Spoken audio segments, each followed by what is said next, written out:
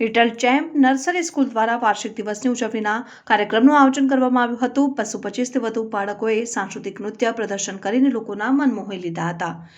સુરત શહેરની વેસુ અલથાણ ભીમરાળમાં શાખાઓ ધરાવતી લિટલ ચેમ્પ નર્સરી દ્વારા વાર્ષિક દિવસની ઉજવણીનું આયોજન કરાયું હતું। આ સમગ્ર કાર્યક્રમનું આયોજન સરસાણા ખાતે આવેલ પ્લેટિનમ હોલમાં 15મા વાર્ષિક દિવસની ઉજવણી કરવામાં આવી હતી। આ કાર્યક્રમમાં 225થી વધુ બાળકોએ સ્ટેજ ઉપર પરફોર્મ કર્યું હતું અને બાળકોએ સાંસ્કૃતિક નૃત્ય પ્રદર્શન દ્વારા કાર્યક્રમમાં ઉપસ્થિત મહેમાનો અને વાલીઓનું મન મોહી લીધું હતું।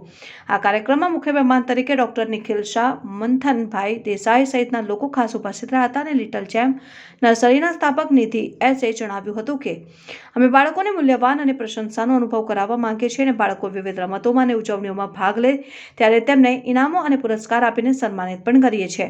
ખાસ કરીને કાર્યક્રમમાં લિટલ ચેમ્પ નર્સરી સ્કૂલની શિક્ષિકાઓ દ્વારા રામ મંદિરની થીમ ઉપર ડાન્સ પ્રસ્તુત કરવામાં આવ્યો હતો અને જેને લઈને સમગ્ર વાતાવરણ રામમય બની ગયું હતું। બ્યુરો રિપોર્ટ તન્ના સમાચાર સુરત। લિટલ ચેમ્પ નર્સરી છે, મારું નામ નિધિ સિંહ છે અને છે ને આજે જે પ્રોગ્રામ છે તે અમારો 15મો વાર્ષિક મહોત્સવ છે।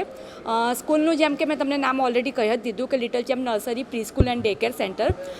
આજે જે 15મો વાર્ષિક મહોત્સવ થઈ રહ્યો છે તેમાં અમારે ત્યાં 225થી વધારે બાળકો ભાગ લઈ રહ્યા છે અને અમારી 3 શાખાઓ છે ટોટલ સુરતમાં, વેસુ, ભીમરાડ અને અલથાણ। તો 3 શાખાના બાળકો એકસાથે અહીંયા સ્ટેજ પર પરફોર્મન્સ આપી રહ્યા છે। To be very frank sir, આજે જે અમારો જે પ્રોગ્રામ છે તેમાં કોઈ પણ જાતની થીમ અમે નથી રાખી because we feel and we believe in diversity.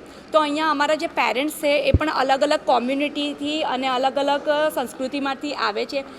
તે સાથે સાથે જ અમારા ટીચર છે તે પણ અલગ અલગ સંસ્કૃતિ અને અલગ અલગ કોમ્યુનિટીમાંથી આવે છે। તો અમારી ત્યાં આજે જે થીમ છે તેમાં મરાઠી ડાન્સ પણ છે, ગુજરાતી ડાન્સ પણ છે, પંજાબી ડાન્સ પણ છે, ફોક ડાન્સ પણ છે, એટલે ઘણા બધા અલગ અલગ ડાન્સના ફોર્મ છે।